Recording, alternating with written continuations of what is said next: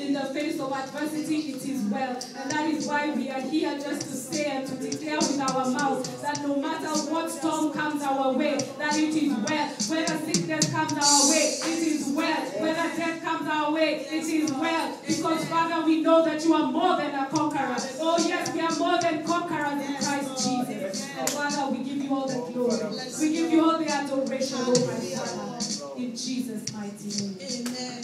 Amen.